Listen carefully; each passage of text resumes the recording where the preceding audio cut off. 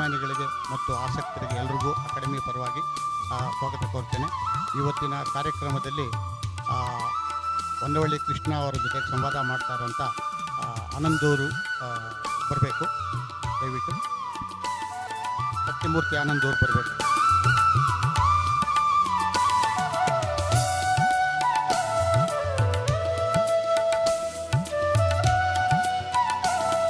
ಹೊನ್ನವಳ್ಳಿ ಕೃಷ್ಣ ದಯವಿಟ್ಟು ವೇದಿಕೆ ಮೇಲೆ.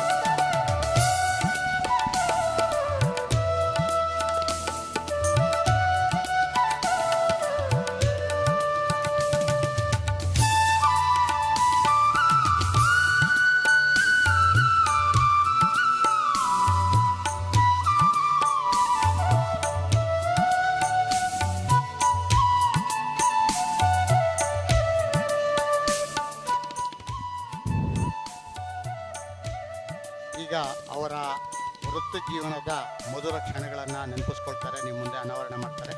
ಸತ್ಯಮೂರ್ತಿ ಆನಂದೂರವರು ಹೊನ್ನವಳ್ಳಿ ಕೃಷ್ಣ ಅವರನ್ನು ಮಾತಾಡಿಸ್ಬೇಕಂತ ತಮ್ಮ ಪರವಾಗಿ ಕೇಳ್ತಾರೆ.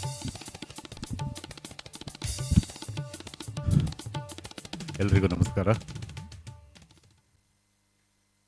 ಬಹುಶಃ ಇವತ್ತು ಕೃಷ್ಣ ಅವರ ಅವರ ಜೊತೆಯಲ್ಲಿ ಕೆಲಸ ಮಾಡಿರುವಂಥ ಸಹನಟರು, ಹಾಸ್ಯ ಕಲಾವಿದರು, ನಿರ್ಮಾಪಕರು, ನಿರ್ದೇಶಕರು ಹಾಗೂ ಕಿರುತೆರೆಯಲ್ಲಿ ಕೆಲಸ ಮಾಡಿದ ನಿರ್ದೇಶಕರು, ಅವ್ರನ್ನ ಬಳಸ್ಕೊಂಡು ಧಾರಾವಾಹಿಗಳನ್ನ ನಿರ್ಮಿಸಿದ ನಿರ್ದೇಶಕರು, ಈ ಥರ ಬಹುತೇಕ ಎಲ್ಲ ಕಡೆಯಿಂದಲೂ ಬಂದಿರುವಂಥ ಇಲ್ಲಿನ ಹಿರಿಯ ವ್ಯಕ್ತಿಗಳು ನೋಡಿದರೆ ಕೃಷ್ಣ ಅವರು ತಮ್ಮ ಜೀವನದಲ್ಲಿ ಅದೆಷ್ಟು ಜನ ಸಂಪಾದನೆ ಮಾಡಿದ್ದಾರೆ ಅನ್ನೋದು ನಮಗೆ ಸ್ಪಷ್ಟವಾಗ್ತದೆ. ಯಾಕಂದರೆ ಇದು ತುಂಬ ಕಷ್ಟ. ಅದರೊಳಗೂ ಚಿತ್ರರಂಗದಂಥ ಒಂದು ಮಾಧ್ಯಮದಲ್ಲಿ ಬಹುಶಃ ಅಕ್ಕಪಕ್ಕದವರೇ ಶತ್ರುಗಳಾಗಿರ್ತಾರೆ. ಆದರೆ ಕೃಷ್ಣ ಅವ್ರನ್ನ ಮೆಚ್ಚಿ ಇವತ್ತು ಎಲ್ಲರೂ ಬಂದಿದ್ದಾರೆ. ಅವರನ್ನು ಶುಭ ಹಾರೈಸಿ, ಅಂದರೆ ತುಂಬ ಜನ ಫೋನ್ ಮಾಡಿ ಕೇಳಿದರು ಹೊನ್ನವಳ್ಳಿ ಕೃಷ್ಣ ಅವರು ಇವತ್ತದ ಅಲ್ವಾ ಅಂತ ಹೇಳ್ಬಿಟ್ಟು. ಅಂದರೆ ಅಷ್ಟು ಪ್ರಸಿದ್ಧರಾದ ಒಬ್ಬ ಪೋಷಕ ನಟ, ನಮ್ಮ ನಡುವೆ ಇರುವಂಥ ಅತ್ಯುತ್ತಮ ಪೋಷಕ ನಟ ಹೊನ್ನವಳ್ಳಿ ಕೃಷ್ಣ ಅವರು. ಈ ಕಲೆ ಮತ್ತು ಅಭಿನಯ ಕೆಲವರಿಗೆ ಬದುಕಾಗಿರ್ತದೆ, ಕೆಲವರಿಗೆ ಹೊಟ್ಟೆಪಾಡು, ಕೆಲವರಿಗೆ ಹವ್ಯಾಸ, ಕೆಲವರಿಗೆ ಅದೊಂದು ಖುಷಿ.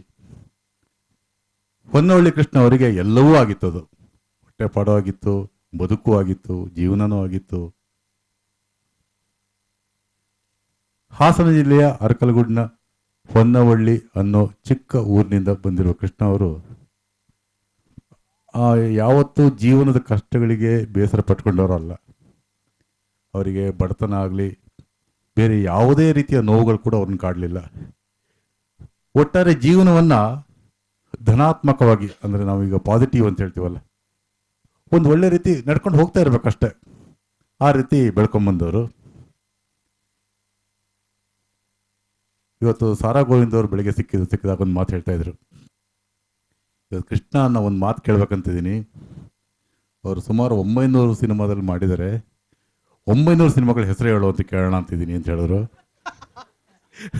ನಾನು ಅದಕ್ಕೆ ಹೇಳಿದೆ, ಸರ್ 900 ಸಿನಿಮಾಗಳ ಹೆಸರು ಹೇಳ್ತಿದ್ರೆ ಅವ್ರ ಹೆಸರು ಮುಗಿಸೋತ್ತೆ ಕಾರ್ಯಕ್ರಮ ಮುಗಿದೋಗಿರುತ್ತೆ ಅಂತ, ಅಷ್ಟು ಟೈಮ್ ಆಗುತ್ತೆ ಅಂತ. ಕೃಷ್ಣ ಅವ್ರು ಹೇಳ್ಬೋದು ಬಹುಶಃ ನೆನ್ಪಿಟ್ಕೊಂಡು, ಅವ್ರ ನೆನಪಿನ ಶಕ್ತಿ ಅಗಾಧವಾದ್ದು. ಮೊಟ್ಟ ಮೊದಲಿಗೆ ಅರಕಲಗೂಡಿನ ಹೊನ್ನವಳ್ಳಿಯಿಂದ ನಿಮ್ಮ ಜೀವನ, ನಿಮ್ಮ ಬಾಲ್ಯ ಯಾವ ರೀತಿ ಸಾಗ್ತಾ ಇತ್ತು ಅಂತ. ನಾನು 1950 ಮೇ 21 ನನ್ನ ಹುಟ್ಟೂರು ಹೊನ್ನವಳ್ಳಿ, ಕುಗ್ಗು ಗ್ರಾಮ. ನನಗೆ ಆ ದಿನ ತಾಯಿನಾಡು ಅಂತ ಪತ್ರಿಕೆ ಬರ್ತಾ ಇತ್ತು.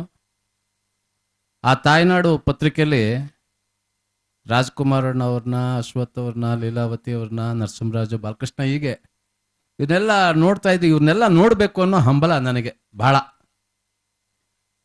ಹಾಗಾಗಿ ನಾನು ಬೆಂಗಳೂರಿಗೆ ಬಂದರೆ ಇಲ್ಲಿ ಭಾಳ ಕಷ್ಟ ಆಯಿತು. ಎಲ್ಲರೂ ಮಡ್ರಾಸ್ನಲ್ಲಿ ಇದ್ದಾರೆ, ಈಗೇನು ಚೆನ್ನೈ ಅಂತೀವಿ. ಆಗ ಇವ್ರು ನೋಡ್ಬೇಕಲ್ಲ ಹೇಗೆ ಅಂತ ನಮ್ಮ ಸಾರಾ ಗೋವಿಂದ್ ಒಂಥರ ಒಬ್ಬರು ಸಿಕ್ಕಿದ್ರು. ಅವ್ರು ಹೇಳಿದ್ರು ಕಪಾಲಿ ಥಿಯೇಟರ್ ಹತ್ರ ಶ್ರೀರಾಮ ಬುಕ್ ಸ್ಟಾಲ್ ಅಂತ ಇದೆ, ಅಲ್ಲಿ ಹೋಗಿ ಒಂದು ಡೈರಿ ತಗೊಳ್ಳಿ, ಅದರಲ್ಲಿ ಎಲ್ಲ ವಿಳಾಸ ಇರುತ್ತೆ, ನೀವು ನೋಡ್ಬೋದು. ನಾನು ಆವತ್ತೊಂದು ದಿವಸ ಆ ಡೈರಿ ತಗೋಬೇಕಾದ್ರೆ ಭಾಳ ಕಷ್ಟಕರವಾದ ದಿನನೇ ಇದ್ರೂ ಶ್ರಮಪಟ್ಟು ಹೇಗೋ ಸೇರಿಸ್ಕೊಂಡು ಡೈರಿ ತೆಗೆದಾಗ ಒಂಥರ ಪುಟ ತೆಗಿತಿದ್ರೆ ಒಂಥರ ಮಿಂಚು ಗುಡುಗು ಅಂತಾರಲ್ಲ ಸಿನಿಮಾದಲ್ಲಿ ತೋರಿಸ್ತಾರಲ್ಲ, ಆ ಥರ ನನಗೆ ಭಾವನೆಗಳು ಇದ್ರು. ಇವ್ರದೆಲ್ಲ ವಿಳಾಸ ನೋಡಿದಾಗ ಮಡ್ರಾಸ್ ಅನ್ನೋದು ಗೊತ್ತಾಯ್ತು. ಮತ್ತೆ ಬೆವ್ತೋದೆ, ಯಾಕೆಂದ್ರೆ ಚಡ್ಡಿ ಜೋಬಲ್ಲಿ ದುಡ್ಡಿರ್ಲಿಲ್ಲ ನೋಡಿ, ಅಂತ ಪರಿಸ್ಥಿತಿ. ಹಾಗೂ ಈಗ ಶ್ರಮಪಟ್ಟು ದುಡ್ಡು ಸೇರಿಸ್ದೆ, ಏನೋ ಕಳ್ತನ ಮಾಡಲಿಲ್ಲ, ತಲೆ ಹಿಡಿಲಿಲ್ಲ, ಎರಡು ಬಿಟ್ರೆ ಹೋಟ್ಲಲ್ಲಿ ಏನೋ ಕೆಲಸ ಮಾಡ್ಕೊಂಡು ಈಗ ದುಡ್ಕೊಂಡು ಅಂತೂ ಮಡ್ರಾಸ್ ಟ್ರೈನಲ್ಲಿ ಹೋಗ್ಬೇಕಾದ್ರೆ ನಾನು ಸುತ್ತಮುತ್ತ ಜನ ನೋಡ್ತಾ ಇರೋದು, ಆ ಕಿಟಕಿ ಸಂದೆ ನೋಡ್ತಾ ಇರೋದು, ನಾನು ಟ್ರೈನಲ್ಲಿ ಮದ್ರಾಸಿಗೆ ಹೋಗ್ತಿದ್ದೀನಿ ಅನ್ನೋ ಒಂದು ಭಾವನೆ. ಕೈಲಿ ಒಂದಾಣಿ ದುಡ್ಡಿಲ್ದೇ ಇರೋನು ಇವತ್ತು ಮಡ್ರಾಸ್ಗೆ ಹೋಗ್ತಿದ್ದಾನಲ್ಲ, ರಿಯಲಿ ಬಹಳ ಒಂದು ಖುಷಿ. ಮಡ್ರಾಸ್ಗೆ ಹೋಗಿ ಇಳಿದಾಗ ನನಗೆ ಮಡ್ರಾಸ್ಗೆ ಹೋದಾಗ ತಮಿಳು, ಹೈದ್ರಾಬಾದಲ್ಲಿ ತೆಲುಗು, ಬಾಂಬೆನಲ್ಲಿ ಹಿಂದಿ, ಕೇರಳದಲ್ಲಿ ಮಲಯಾಳ ಅಂತ ಗೊತ್ತಾಗಿದ್ದು. ಅಷ್ಟು ನಾನು ಬುದ್ಧಿ ಇಲ್ಲದೆ ಇರೋಂಥ ಒಬ್ಬ ಕಲಾವಿದ. ಆದರೂ ನನಗೆ ತಮಾಷೆಗಲ್ಲ, ನಿಜ ಹೇಳಬೇಕು ಅಂದರೆ ಸುಬ್ರಹ್ಮಣ್ಯ ಸ್ವಾಮಿ ಒಡಪಳ್ಳಿ, ನಮ್ಮ ಎಸ್ ಎ ಗೋವಿಂದರಾಜ್ ಅವ್ರಿಗೆ ಚೆನ್ನಾಗಿ ಗೊತ್ತು. ಒಡಪಳ್ಳಿ ಸುಬ್ರಹ್ಮಣ್ಯ ಸ್ವಾಮಿ ದೇವಸ್ಥಾನಕ್ಕೆ ಹೋಗಿ ಕೈ ಮುಗಿದು, ಭಾಷೆ ಬರಲ್ಲ,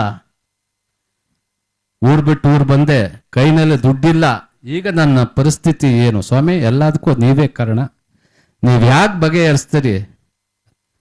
ಅಲ್ಲಿ ಪಾಪ ನಾನು ನನ್ನ ಪಾಡಿಗೆ ನಾನು ಕನ್ನಡದಲ್ಲಿ ಪೇಚಾಡಿದ್ರೆ ಅವರು ಅರ್ಚಕ ಎಲ್ಲೋ ಹೊಟ್ಟೆ ಹಸ್ತಿದೆ ಅಂತ ಕಾಣುತ್ತೆ, ಈ ಮನುಷ್ಯ ಪೇಚಾಡ್ತಾ ಇರೋದು ನೋಡಿದ್ರೆ. ಆದಷ್ಟು ಬೇಗ ದೇವ್ರಿಗೆ ಪೂಜೆ ಮಾಡಿ ಇದು ಮಾಡಿ ಪೊಂಗಲ್ ಕೊಟ್ಟರು ನನಗೆ. ಪೊಂಗಲ್ ತೆಗೆದು ತಿಂದು ಕೈ ತೊಳ್ಕೊಂಡು ಈ ಕಡೆ ಬಂದೆ. ಅಷ್ಟೊತ್ತಿಗೆ ರಮಾದೇವಿ ಗಯ್ಯಾಳಿ ಪಾತ್ರ ಮಾಡ್ತಿದ್ರು, ಅವ್ರು ಸಿಕ್ಕಿದ್ರು. ನಮಸ್ಕಾರ ಮಾಡ್ಕೊಂಡೆ, ಅಮ್ಮ ನಾನು ಊರು ಬಿಟ್ಟು ಊರು ಬಂದೆ, ಈ ಥರ ಪರಿಸ್ಥಿತಿ ನನಗೆ ಗೊತ್ತಿಲ್ಲ, ನನಗೇನಾದರೂ ಒಂದು ಕೆಲಸ ಇದು ಮಾಡಿಕೊಡಿ ಅಂತ. ಅಲ್ಲಿ ಪಾಂಡುರಂಗ ದೇವಸ್ಥಾನ ಇದೆ, ಅಲ್ಲಿಗೆ ಬಾ 12 ಗಂಟೆಗೆ. ನಾನು ಊರಿಗೆ ಮುಂಚೆ ಹೋಗಿ ಕೂತಿದ್ದೆ, ಅಲ್ಲಿ ಅರ್ಚಕರು ಸ್ವಲ್ಪ ಕನ್ನಡದವರು, ಯಾವೂರು ಏನು ಹೀಗೆ ಹೀಗೆ ಅಂತೇಳಿ. ಅಷ್ಟೊತ್ತಿಗೆ ರಮಾದೇವಿ ಬಂದು, ಏನು ಕೆಲಸ ಮಾಡ್ತೀಯ ಅಂತ. ಇಲ್ಲಮ್ಮ ನೀವೇನು ಹೇಳಿದ್ರು ಮಾಡ್ತೀನಿ ಅಂತ. ಬಟ್ಟೆ ಮೊದಲು ಇಲ್ಲಿ ಟ್ರಂಕಲ್ಲಿ ಇದೆ, ಬಟ್ಟೆ ವಾಶ್ಗೆ ಹಾಕ್ಬಿಟ್ಟು ಬಾ ಅಂತ. ಬಾಂಡ್ ಬಾಕ್ಸ್ ಅಂತ ಇತ್ತು, ಅಲ್ಲಿ ವಾಶ್ಗೆ ಹಾಕ್ಬಿಟ್ಟು ಬಿಲ್ ತಂದು ಕೊಟ್ಟೆ. ಅವ್ರ ಮನೇಲಿ ಊಟ ಮಾಡಿದೆ. 4 ದಿನಗಳ ಆದ ನಂತರ ನಾಟಕಕ್ಕೆ ಹೋದೆ. ಆಗ ಜೋಕರ್ ಶ್ಯಾಮ್, ಬೆಂಗಳೂರು ನಾಗೇಶ್ ಇದ್ದಾರೆ, ಜೋಕರ್ ಶ್ಯಾಮ್ ತೀರೋಗಿದ್ದಾರೆ. ಈ ಶಾಂತಿನಿವಾಸ, ಮಾಂಗಲ್ಯ ಭಾಗ್ಯ, ಭಕ್ತ ಮೀರ ನಾಟಕದಲ್ಲಿ ಕೆಲಸ ಮಾಡ್ತಾ ಇರ್ಬೇಕಾದ್ರೆ ನಾನು ಎಲ್ಲ ಕೆಲಸ ಮಾಡ್ಕೊಂಡ್ಬರ್ತಾ ಇದ್ದೆ. ಇದ್ದಕ್ಕಿದ್ದಂಗೆ ಅನೌನ್ಸ್ಮೆಂಟ್ ಕಳಿಸಿದ್ರು. ಕನ್ನಡದ ಕಲೆಯನ್ನು ಕಂಡು ಕುಲುಕುಲು ನಗುತ್ತಿರುವ ಕನ್ನಡ ಕಲಾಭಿಮಾನಿಗಳೇ, ಕಲಾ ರಸಿಕರೇ, ರೈತ ಬಾಂಧವರೇ, ಅಣ್ಣ ತಮ್ಮಂದಿರೇ, ಅಕ್ಕ ತಂಗಿಯರೇ, ನಿಮ್ಮೆಲ್ಲರ ಅಚ್ಚುಮೆಚ್ಚಿನ ಸುಪ್ರಸಿದ್ಧ ಚಲನಚಿತ್ರ ನಟ ನಟಿಯರಿಂದ ಅಭಿನಯಿಸಲ್ಪಡುವ ನಾಟಕ ಮಾಂಗಲ್ಯ ಭಾಗ್ಯ. ಒಮ್ಮೆ ನೋಡಿದ್ರೆ ಇನ್ನೊಮ್ಮೆ, ಇನ್ನೊಮ್ಮೆ ನೋಡಿದ್ರೆ ಮಗದೊಮ್ಮೆ ನೋಡಬೇಕೆನಿಸುವ ನಾಟಕ ಮಾಂಗಲ್ಯ ಭಾಗ್ಯ. ಈ ಥರ ಅನೌನ್ಸ್ ಮಾಡ್ಕೊಬರ್ತಿದ್ದೆ. ಅನೌನ್ಸ್ಗೆ ಆಗ 4 ರೂಪಾಯಿ ಕೊಡೋರು. ಹಾಗೆ ಬೆಂಗಳೂರು ನಾಗೇಶ್ವರು ಒಂದು ದಿವಸ ಬರಲಿಲ್ಲ, ಜೋಕರ್ ಶ್ಯಾಮ್ ಬಂದಿದ್ರು. ಅವ್ರಿಗೆ ಒಂದೇನೋ ಕುರ ಎದ್ದು ಬಿಟ್ಟಿತ್ತು, ಡ್ಯಾನ್ಸ್ ಮಾಡೋಕ್ಕಾಗಲಿಲ್ಲ. ಕೃಷ್ಣ ಮಾಡ್ತಾನೆ ಬಿಡಿ ಅಂತ. ನಮ್ಮ ಅಶ್ವಥ್ ಅವ್ರ ಬಾಮೈದ KS ಭಾಸ್ಕರ್ ಅಂತ ಅಂದ್ಬಿಟ್ಟು ಅವ್ರು ಲೆಕ್ಚರರ್ ಆಗಿದ್ರು. ಅವರು